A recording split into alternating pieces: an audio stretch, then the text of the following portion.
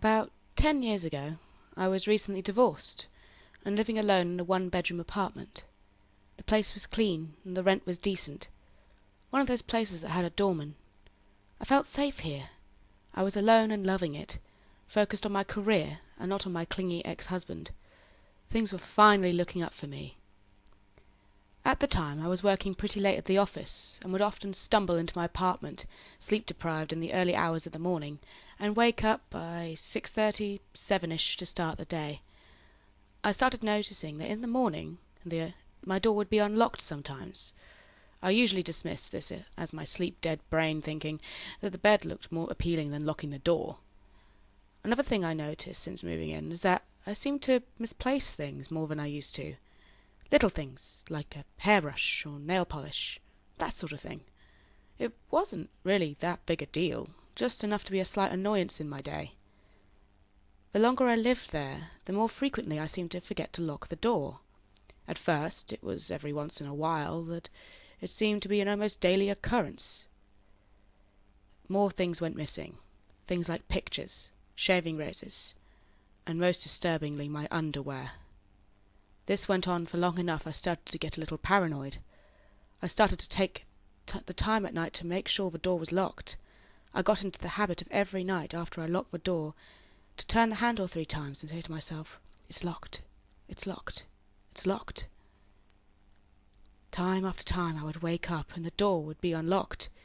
One time I even tried staying up all night to watch the door, but I ended up falling asleep in my chair.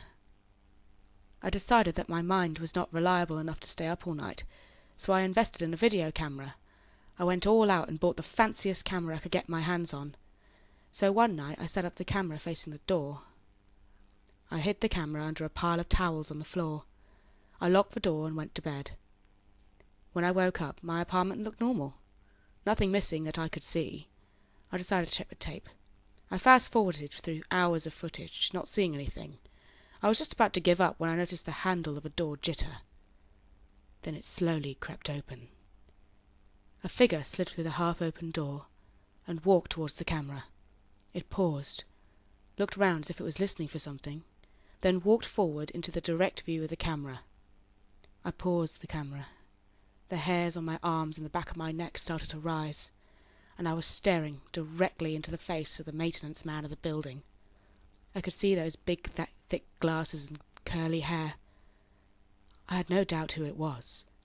I played the tape a little more. He looked comfortable as he walked round the apartment. Then he turned and walked towards my bedroom and out of the view of the camera. I didn't know what to do. Sobbing, I called the police. I tried to explain over the phone, but couldn't. Soon enough, 2 officers arrived at my doorstep. I told them everything and showed them the tape. I remember seeing the blood drain from their faces. They promised me that I was safe, and they were going to get this guy. I needed to lie down. I didn't want to be alone. One of the officers offered to stand behind my apartment door as I took a nap. As I was laying in bed, unable to sleep, but drained to move, something kept nagging at me. I laid there for a few minutes, tossing and turning, unable to get comfortable or rest. My mind was racing. Then a realization washed over me and chilled me to the bone. We watched the tape and saw the man enter my home, but we never saw him leave. I froze and started shaking. I needed to get out to the front door. I sat up and looked round the room. I couldn't see anyone. I swung my legs over the side of the bed cautiously. My feet hit the cold wood floor, and I felt warm breath on my ankles. I raced out of the apartment as fast as I could and to the safety of the police officer.